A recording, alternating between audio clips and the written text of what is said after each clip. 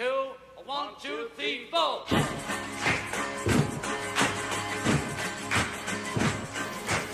Guten Tag.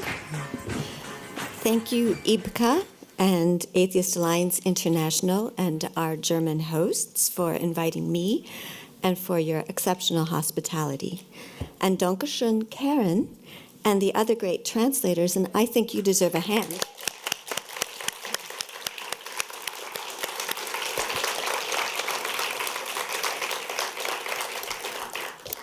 Before this conference, Dan and I took advantage of the opportunity to drop in on Paris, which Dan had never visited, and we accidentally ended up doing a little secular pilgrimage of Voltaire sites.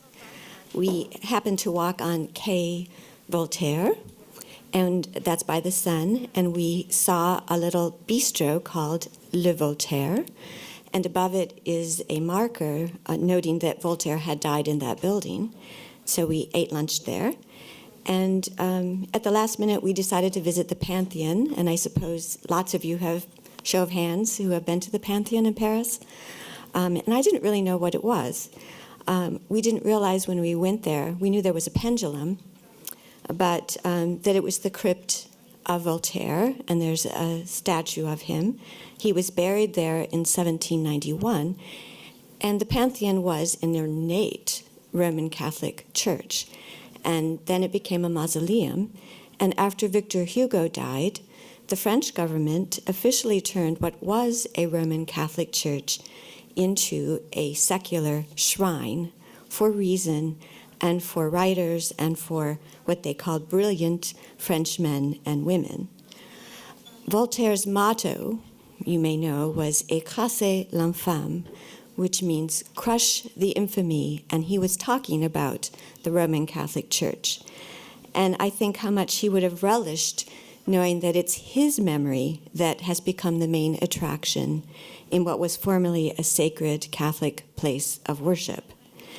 And when I was in the Pantheon, I thought of another great freethinker, a woman, and I wonder how many of you recognize the name Frances Wright. Few of you. Dan doesn't count. There's another hand. Well, Frances Wright was a Scottish heiress who traveled to the United States in the early 1800s, and she led this larger-than-life kind of adventurous life that if she was written about in a novel, you wouldn't believe any of it because it was so amazing. But she became the infidel trailblazer of the early women's rights movement in the United States. She was the first active exponent of education for women and condemnation of the clergy control of women, and she also worked to abolish slavery. And in 1828, and she was also a confidant of General Lafayette, in 1828, she became the first woman speaker in the United States to address promiscuous audiences. That meant mixed audiences, men and women in the same room. How scandalous. And so mobs of clergy hounded her and excoriated her as the red harlot of infidelity for daring to criticize them and for violating those very odious New Testament injunctions ordering women to keep silent. Frances Wright, in her many talks around the United States, the eastern area, exhorted Americans to turn your churches into halls of science. And it's a pity she didn't live long enough to see the French government take her advice in officially creating the Pantheon. Turning churches into halls of science is still an excellent goal. Some of my favorite places to visit are former churches that now perform some useful function. And I'll settle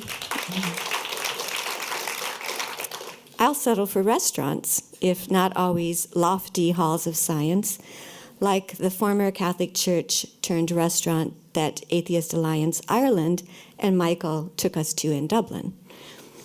Voltaire, by the way, was kind of a one-man American Civil Liberties Union, and if he were here today, boy, would he be applauding that historic vote of the Irish people this weekend. And with this vote, the Irish have explicitly rejected the hateful and discriminatory doctrine of the Roman Catholic Church.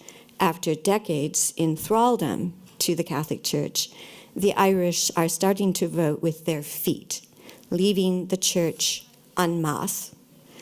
And now they have voted to place human rights over Catholic dogma. The number one sin of religion is placing dogma above humanity. And when that happens, watch out. Now, I want to talk just a little bit about the Freedom from Religion Foundation and what we're doing, and then tell you a couple of true stories that show why the campaign for secularism is so vital to progress. By the late 1960s and early 1970s, my mother, who was an early feminist and campaigner for abortion rights, became aware that all was not right with our world. I was just a kid, but I followed her around. And we realized women in the United States, as well as worldwide, were dying or suffering needlessly due to the control that religion had over our reproductive laws, that abortion was illegal, contraception often very hard to get.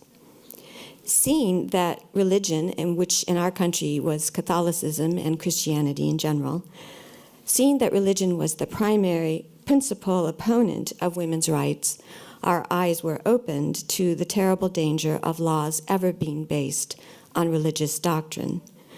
And of course, the US Constitution is entirely godless, which I think is gottlos.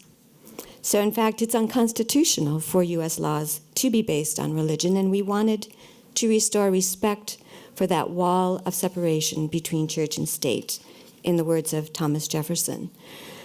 I was a 21-year-old college student back in 1976 when, with my mother, Ann Gaylor, we co-founded the Freedom from Religion Foundation in Madison, Wisconsin.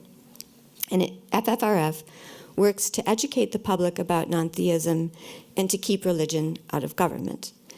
I'm proud to be in a room with so many others who have done the same in your own countries, and often facing much greater barriers and even danger. By the way, 1976 was the bicentennial, the 200th anniversary year of the formation of the secular US Republic, and we had lost a lot of ground on secularism. The next year, as a college student, I stopped religious invocations and benedictions at the University of Wisconsin-Madison, which is a top 10 university. I was a sophomore, and I complained, very readily ending a 144-year violation. And we had many other similar successes, and in 1978, my mother was asked to go national with the Freedom from Religion Foundation. Fast forwarding to today, we've grown from the original 2 of us to more than 22,500 members in North America, and we've gone from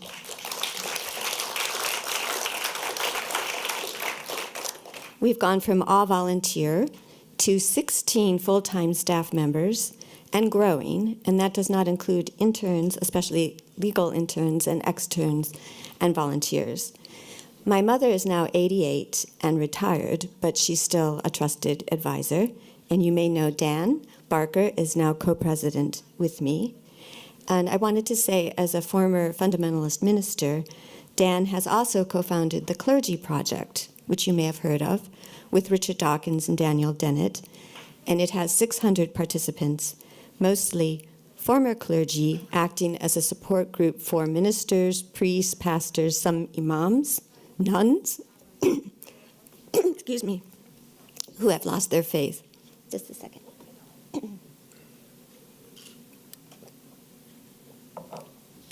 At FFRF, we have brought over 65 lawsuits. We currently have about 9 or 10 in the courts, challenging religious privilege or entanglements of separation between church and state. Our 5 staff attorneys, and we are very grateful to have attorneys now. This is all very new for us, that we've grown so fast.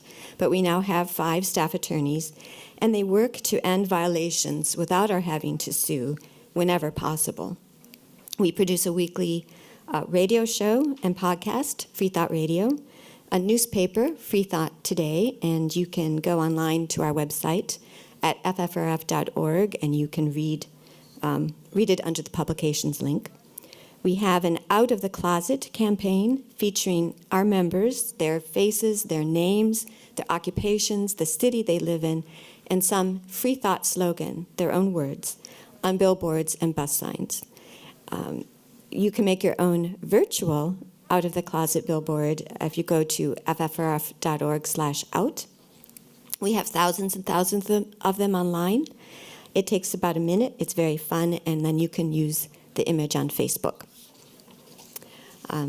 We've nearly completed our building project, adding a 5-story addition to a small office building we have 2 blocks from the Wisconsin State Capitol in Madison.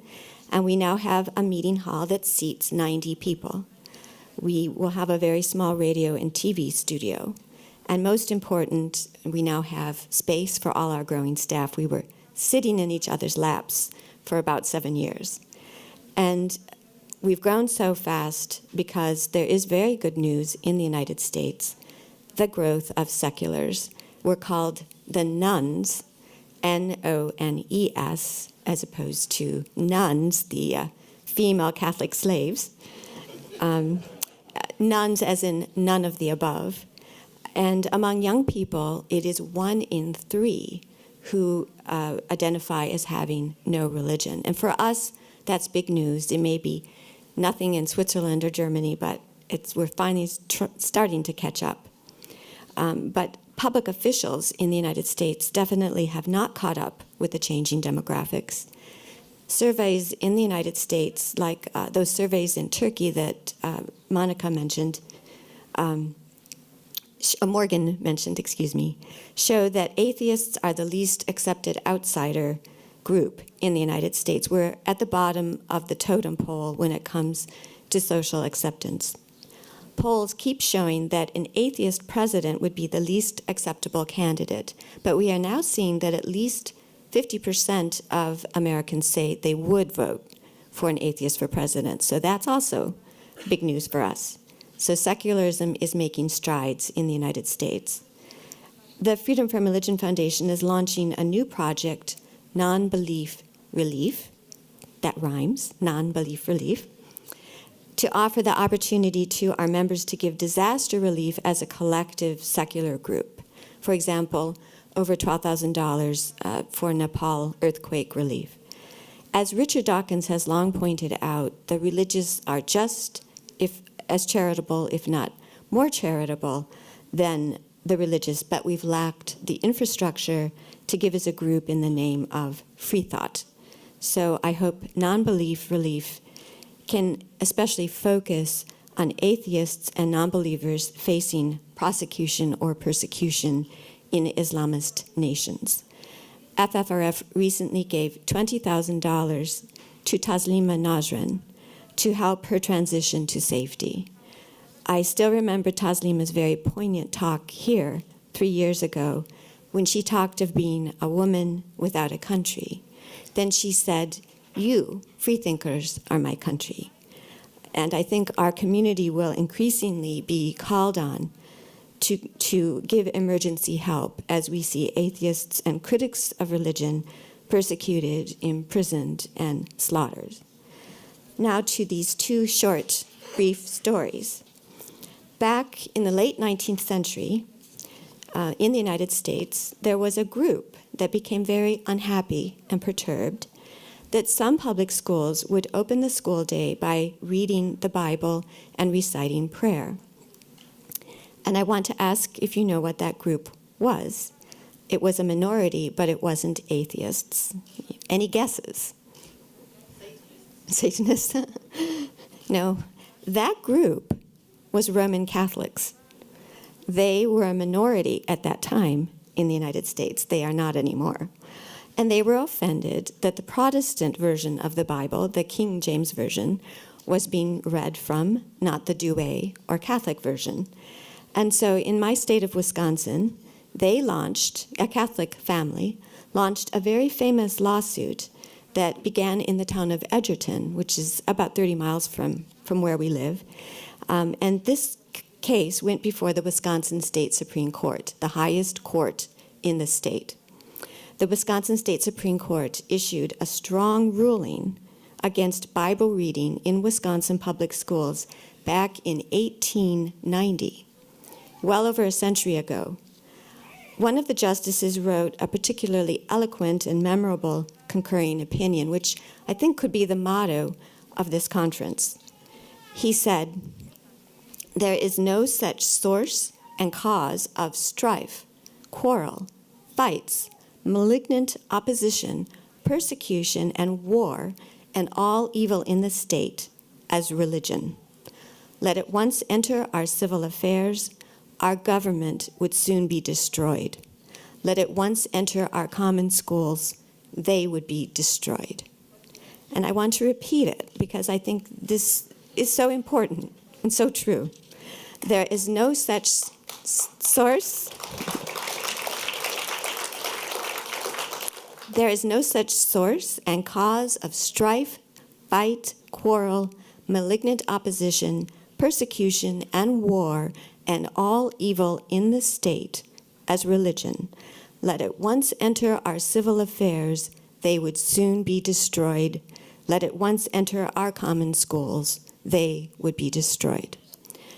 Now, it took a while for federal courts to catch up with some of the state courts with this decision. But in 1948, the United States Supreme Court itself issued a landmark nationwide decision against religious instruction and indoctrination in our public schools, which wasn't very common, but was starting to happen. And this time, the lawsuit was taken by a non-religious family, a non-religious mother. You may have heard of Vashti McCullum. And she rightly opposed indoctrination of children in our secular public schools. Her son Jim became the only boy, the only student in the class who did not take religious instruction, and he became an outcast. He and his brothers were beaten up to and from school. On Halloween, Vashti opened the door to hand out candy to the children and was pelted with garbage, and their poor pagan pussycat disappeared that night. And Jim had to leave the state to continue his education and live with his grandparents because of the level of harassment. Vashti, who had lost this case at 2 levels, persevered, and she took her case all the way to the highest court in the United States, where she won this resounding decision that we still invoke today at FFRF. Now, unfortunately, with the rise of McCarthyism in the 1950s, many schools ushered in school prayer, and it took more brave non-religious families to challenge school prayer, and they won cases in 1962 and 1963 at the federal level, protecting the rights of conscience of children. So public schools exist to educate, of course, not to indoctrinate. Since then, the Supreme Court has added other rulings against graduation prayer in public schools, kindergarten through high school. The ruse of so-called student-initiated prayer at graduation, broadcasting prayer over sporting events, all of that is verboten. There is more than 65 years of clear Supreme Court precedent against religious indoctrination and ritual in our public schools. But unfortunately, at FFRF, this is what we spend a lot of our time enforcing. Last year, our attorneys sent out over 1,000 official letters of complaint over state church entanglements, and the majority of them concerned problems in the public schools. Letters can usually end these violations, but it does take persistence. The law is with us for now, but it takes constant and ongoing monitoring. And that leads to my final story about one of our newest lawsuits filed in March, and it's about a family living in the heart of the Bible Belt in the southern state of Georgia. Swainsboro, Georgia, has a population of 7,600, and it's about 75 miles from Atlanta. And Swainsboro, at its website, calls itself one of Georgia's most charming cities. But it has a very uncharming habit of inflicting daily prayer upon its captive audience of young children, young as kindergarten. And the school district's name is Emmanuel County Schools, which is very ironic, because Emmanuel means God with us, Gott mit uns. So last August, Jamie Doe, and that's of course a pseudonym, started kindergarten at Swainsboro Primary School. The motto there is where cubs become tigers. Every day before lunch, Jamie's teacher asked Jamie and the other 5-year-olds to bow their heads and fold their hands and pray, and led the class in a call and response prayer. God our Father, we give thanks for our many blessings. Amen. Meanwhile, Jamie's first grade sibling, Jessie Doe, was also subjected all semester long to pressure to pray. In Jessie's first grade class, the teacher led Jessie and the other students in another daily prayer. God is great. Let us thank you for our food. Thank you for our daily prayer. Thank you. Amen. The parents of Jamie and Jessie, and we just refer to them as Jane and John Doe to protect their identity, had complained to the principal immediately, objecting to the prayers. Rather than stopping the illegal prayers, the teachers told the Doe children to leave their classrooms and sit in the hallway while the rest of the class prayed. Naturally, this turned them into social pariahs. Jessie, the first grader, reported that the teacher used her mean voice when instructing Jessie to wait in the hall. Jamie's teacher announced to the entire class that Jamie wasn't allowed to pray to God, which resulted in Jamie, the kindergartner, being teased. The parents contacted us at the Freedom from Religion Foundation, and one of our attorneys immediately wrote a letter objecting in writing, but the school continued to organize illegal Christian prayers. By the end of the first semester in late fall, the parents had to withdraw Jamie, their 5-year-old, who was so traumatized by what was going on in the class. Homeschooling Jamie has burdened Jamie's mother, who has 3 younger children, to supervise at home. The pressure continued on Jessie, the first grader, and it escalated in December. Jessie's science teacher told Jessie to make a good decision regarding prayer in the classroom. Jessie's physical education teacher asked Jessie to begin praying. The teacher held Jessie back from recess to talk about the teacher's personal relationship with God, saying that God loved Jessie and God made the world. The teacher then told Jessie that Jessie's mother was a bad person for not believing in God. So after 4.5 months of unrelenting pressure, little Jessie gave in and began participating in classroom prayers. And isn't that sad? So we had to go to court, and it should not be necessary for FFRF to sue over such an obvious violation of specific Supreme Court decisions barring devotions from our public schools.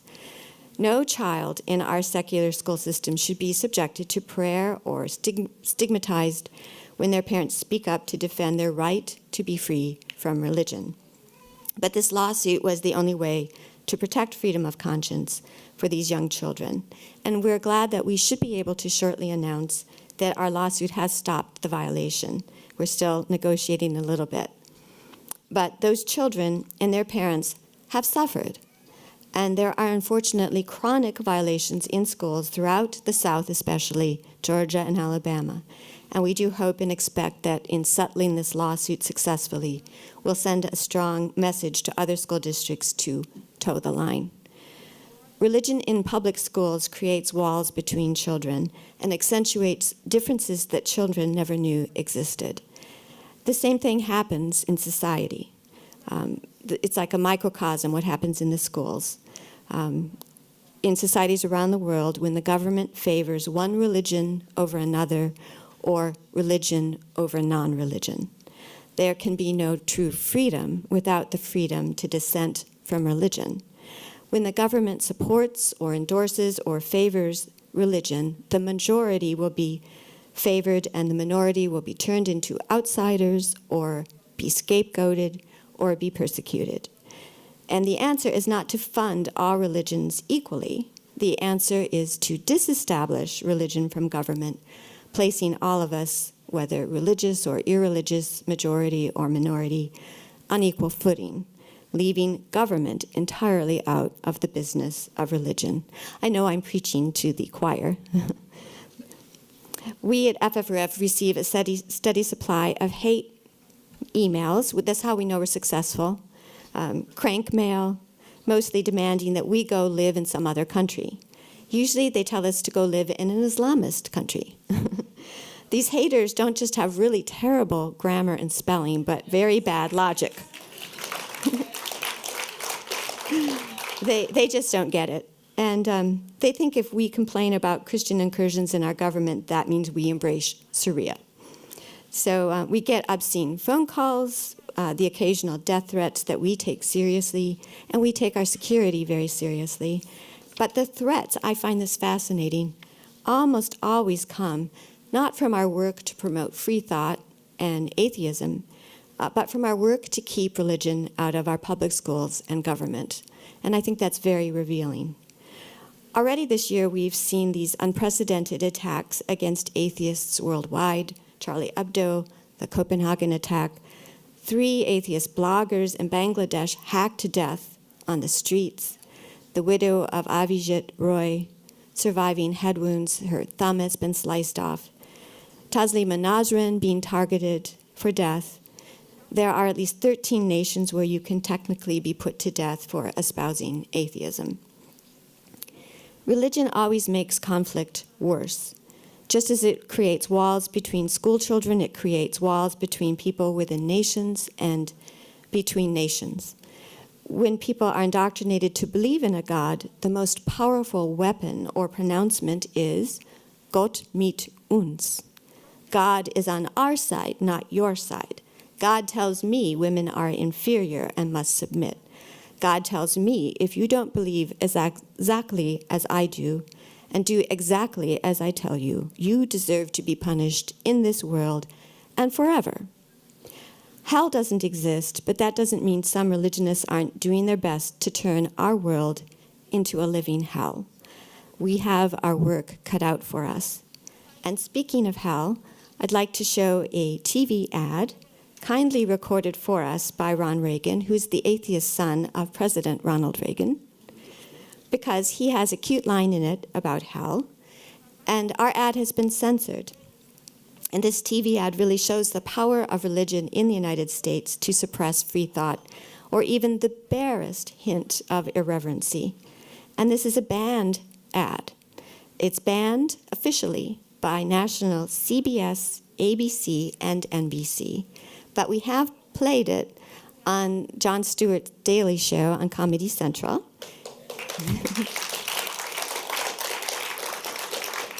and on CNN.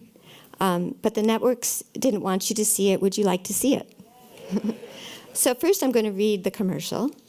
Ron Reagan says, "Hi, I'm Ron Reagan, an unabashed atheist, and I'm alarmed by the intrusion of religion into our secular government. That's why I'm asking you to support the Freedom from Religion Foundation, the nation's largest and most effective association of atheists and agnostics working to keep state and church separate, just like our founding fathers intended. Please support the Freedom from Religion Foundation, Ron Reagan, lifelong atheist, not afraid of burning in hell." So. Number 4.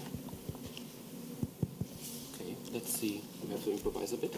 Hi, I'm Ron Reagan, an unabashed atheist, and I'm alarmed by the intrusions of religion into our secular government. That's why I'm asking you to support the Freedom from Religion Foundation, the nation's largest and most effective association of atheists and agnostics, working to keep state and church separate, just like our founding fathers intended. Please support the Freedom from Religion Foundation. Ron Reagan, lifelong atheist, not afraid of burning in hell.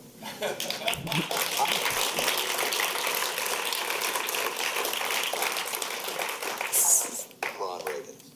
So we don't have blasphemy laws, but we don't need them when we have the media who are happy to impose blasphemy laws on us.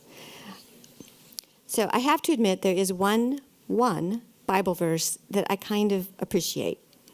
And it's the admonition on the Sermon on the Mount to not to cast your pearls before swine. Now, I should say that's very mean about picking on pigs.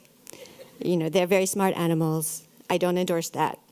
But I do think that feminists and freethinkers might take this admonition to heart because women and humanity can do so much better than the Bible and the Quran. We can transcend religion and start fresh. We can place value in humanity, this world, the natural world, the only world, and work on improving it instead of wasting our time, energy, money, devotion, and psyches kowtowing to some unseen, unknown, unprovable, supernatural world and its mythical, misogynist maker. And Leo, I don't think we need a savior. I don't know if you're here. But the world does need secularism. The Freedom from Religion Foundation has a motto: freedom depends on freethinkers. It was coined by Ruth Hermance Green. She was an early FFRF member, and she wrote the book, The Born-Again Skeptic's Guide to the Bible. And Ruth Green also famously said, "There was a time when religion ruled the world. It was known as the Dark Ages." The only paradise we can ever achieve in this world is in this world, but at the very least, we could be ensuring that we leave our descendants a secure, pleasant, and peaceful future, because that is the only afterlife any of us should be concerned about. So forward, free thought, and thank you so much.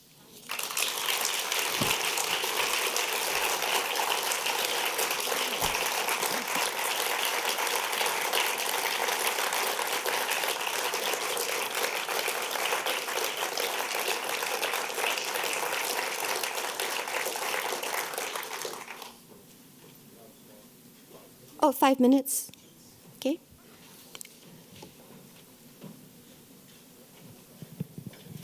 Hi, Laurie.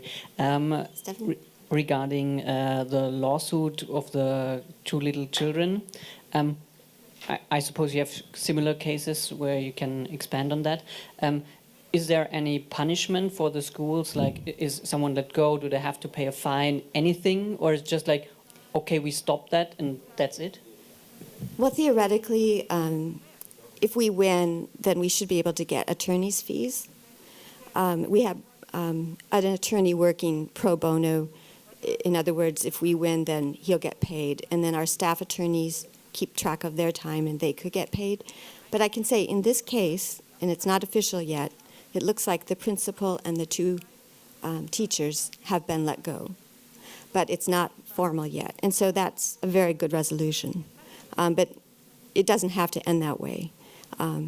That's the problem. There really isn't personal responsibility by public officials and teachers and principals who violate the law, but we can get them in their pocketbook that they have to pay the costs of the lawsuit if and when we win. And we do have other cases. We have high school and middle school that have 10 Commandments monuments in front of the schools. And we could not believe that our letters didn't stop this violation, and that we've been in court for 2 or 3 years. And the mother of one of the teenagers lost her job when it became public that she was an atheist. So that's in Pennsylvania. So you mentioned that the United States doesn't need blasphemy laws given the fact that the media is so ready to censor your ad. But I was just curious, do you think it's because what he was saying was technically blasphemous, or do you think it's because he's a Reagan, and given the fact that his last name is Ronald Reagan, it's like a double gut punch to the right wing who talk about Ronald Reagan as if he's the political second coming of Jesus Christ? So yes, do you I think you said it very well. When we've advertised before on national CBS, and when I went through the agent, he was as flabbergasted as we were that the ad was censored. He said, once you've been accepted for national advertising, usually there's not a problem. He said it went all the way to the top, and even though CBS is based in New York City, he said it went all the way to the top, people in Washington, D.C. So they just couldn't take a message of atheism by the son of Ronald Reagan. But that's what makes it such a powerful ad. And he's been wonderful to work with. Hi, this is Felix. I saw some videos some weeks ago of a female moderator on Fox News giving some pretty impressive speeches on free speech and that this should be endorsed or something like this, and that everyone should be free to express his views. And although Fox News is not your best friend, I suppose, have you thought about asking them to leak your ads, as they seem to promote free speech? They're not our best friends. They're very entertaining, though. We get a lot of clips for our radio show from Fox News, because they're so outrageous. Actually, we did run the ad. We did ask to run the ad on Fox National, and we were told when they refused us that it wasn't censorship because they had an out-and-out policy that they take no advocacy ads. But we did run Cosmos, the last new series of Cosmos. We ran the Ron Reagan ad on major metropolitan areas on Fox. So it did run in that way, but we really wanted to run it nationally. We need to reach the biggest audience because there aren't that many of us yet.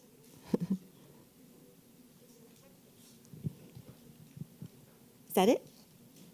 Sorry, I'm Morgan. Oh. It's really quick, but I just wanted to talk about that. You said one of these cases is happening in Georgia, and I just wanted to also comment about the documentary that HBO is doing about the segregated prom. I believe it's also in Georgia, and I feel like. Do you think there's some correlation to a state that has these kind of religious things going on and also having segregated prom still in 2015? Oh, yes, there's no question. Georgia's the buckle of the Bible Belt, and we see this correlation of racism and homophobia and also higher divorce rates, higher child abuse rates, and all that in the most evangelical states.